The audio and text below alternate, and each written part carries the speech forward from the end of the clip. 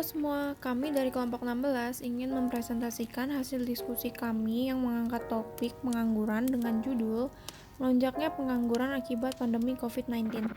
Nah, sebelum pada inti kasusnya, kita harus tahu dulu apa sih pengertian pengangguran dan penyebabnya secara umum. Pengertian pengangguran secara umum adalah orang yang tidak bekerja sama sekali atau sedang dalam mencari kerja atau bekerja kurang dari 2 hari selama seminggu sebelum pemecatan dan berusaha untuk memperoleh pekerjaan. Penyebab pengangguran secara umum yang pertama adalah penduduk yang relatif banyak sedangkan lapangan kerja sedikit, yang mengakibatkan permintaan tenaga kerja berkurang.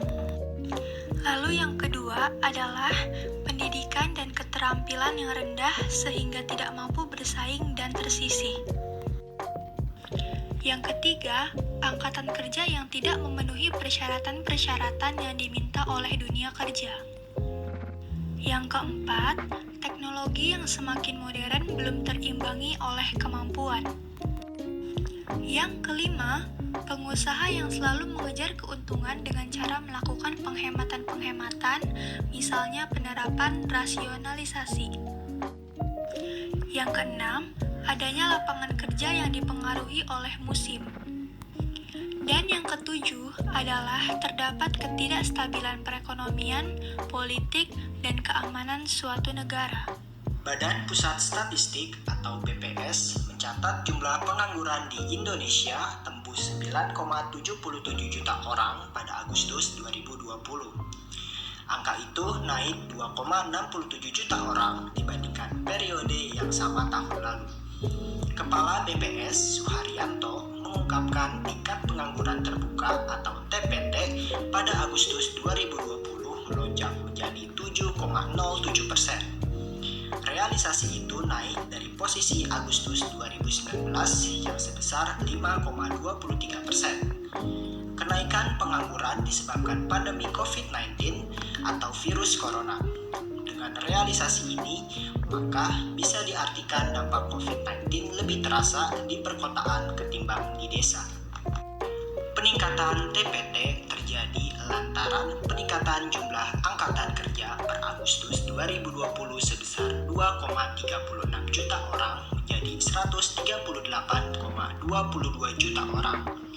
Meski terjadi kenaikan tingkat partisipasi angkatan kerja atau TPAK sebesar 0,24 persen poin menjadi 67,77%, namun terjadi penurunan jumlah penduduk yang bekerja. Penduduk yang bekerja pada periode Agustus 2020 sebanyak 128,45 juta orang atau menurun 0,31 juta orang dibanding periode Agustus 2019. Di sisi lain, terjadi penurunan jumlah pekerja penuh sebanyak 9,46 juta pekerja. Sementara itu, terjadi peningkatan jumlah pekerja paruh waktu atau setengah menganggur sebesar 4,83 juta orang.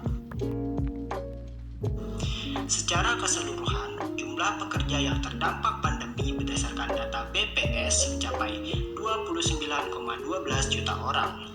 Angka tersebut setara dengan 14,28% dari keseluruhan populasi penduduk usia kerja yang mencapai 203,97 juta orang.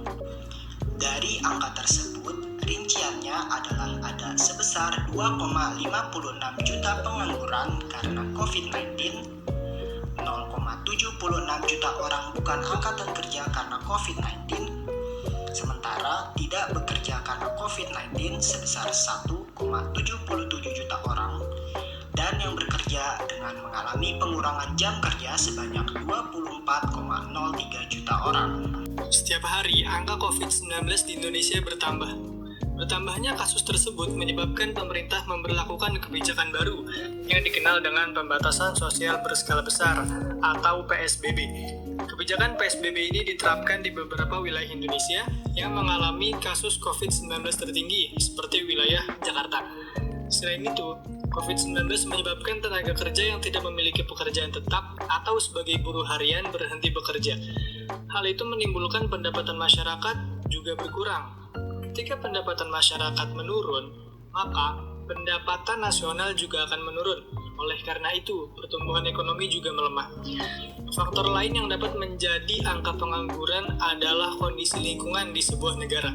Dengan adanya wabah virus corona ini, menyebabkan kegiatan ekonomi menjadi melemah dan terhambat.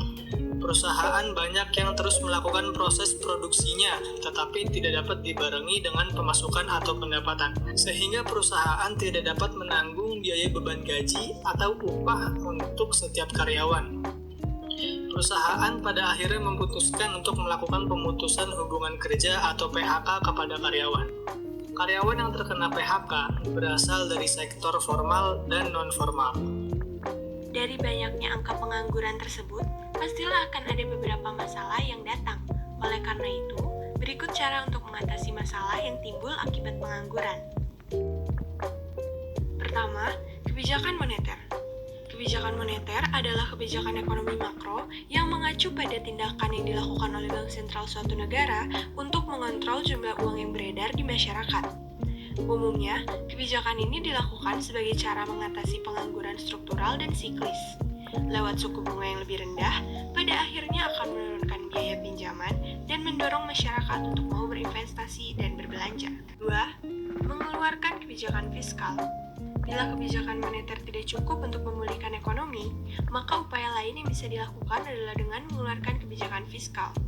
Kebijakan fiskal juga sering dianggap sebagai cara mengatasi pengangguran siklis, sebab faktor penyebab adanya pengangguran ini karena fluktuasi ekonomi seperti adanya resesi. Peningkatan agreg rating tinggi kemudian berpengaruh pada peningkatan PDB. Yang ketiga yaitu memberikan pendidikan dan pelatihan. PHK sering terjadi karena SDM sudah dianggap tidak sesuai dengan kebutuhan perusahaan. Salah satu penyebabnya karena SDM digantikan dengan robot. Oleh karena itu, pemberian pendidikan dan keterampilan baru bisa jadi cara untuk mengatasi pengangguran teknologi ini. Yang keempat, ada pemberian subsidi ketenagakerjaan. Pemberian subsidi ketenagakerjaan ini bisa dengan memberikan keringanan pajak bagi 193.151 perusahaan yang terdampak COVID-19 ataupun dengan memberikan bantuan subsidi bagi yang terkena PHK lewat program Kartu Prakerja. Yang kelima, ada perpanjangan tunjangan kerja. Perpanjangan tunjangan ketenagakerjaan adalah perpanjangan tunjangan bagi pencari kerja yang memenuhi syarat dan diketahui sebagai pengangguran karena terkena PHK oleh perusahaannya. Perpanjangan tunjangan ini sempat dilakukan oleh pemerintah Trump di Amerika dengan cara memberikan subsidi bagi orang yang terkena PHK dengan besaran $300 untuk 26 minggu ke depan dan kabarnya telah diperpanjang. 6. Melakukan diversifikasi ekonomi. Kebijakan ini merupakan cara penganekaragaman produk atau bidang usaha yang diyakini mampu mendongkrak perekonomian. Sehingga, lewat diversifikasi ekonomi, masyarakat tidak mengandalkan satu jenis usaha, melainkan berbagai macam usaha. Yang terakhir ada penyediaan informasi lowongan kerja. Upaya terakhir sebagai cara mengatasi pengangguran bisa dilakukan dengan menyediakan platform penyedia info lowongan kerja. Dalam memberikan informasi yang valid bagi pencari kerja, pemerintah bisa bekerja sama dengan perusahaan penyedia info lowongan kerja dan perusahaan yang masih membuka kesempatan berkarir lewat bursa kerja online. Upaya ini juga merupakan cara mengatasi pengangguran friksional bagi mereka yang sering kesulitan mencari pekerjaan yang cocok. Dengan demikian, diharapkan angka pengangguran dapat diturunkan semaksimal mungkin. Sekian hasil presentasi kami yang mengangkat topik pengangguran dengan judul Melonjaknya Pengangguran Akibat COVID-19. Semoga pandemi ini segera berakhir dan aktivitas bisa kembali normal seperti biasanya. Terima kasih atas perhatiannya.